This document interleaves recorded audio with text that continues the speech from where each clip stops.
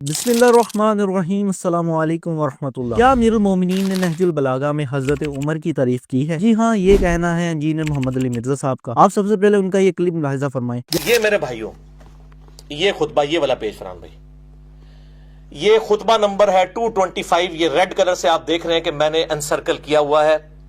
फुला फुला के बारे में ना नहीं लिख दे, छुपा जाने ने फुला। ये फुला फिर मैं बताता हूं फुला कौन था जिसके बारे में मौला अली अलैहिस्सलाम ने तारीफी कलिमात कहे और इन्होंने छुपा लिए। फुला शख्स की कारकर्दगी की जजा अल्लाह ही उनको दे। अब ये फुला कौन है कोई नहीं बताया, क्योंकि वो कोई ऐसी शख्सियत थी जिससे शायद इस किताब के लिखने वाला या उसका कातिब को चिढ़ खाता था। ये फुला कौन है जिसके लिए इतने तारीफी कलिमात?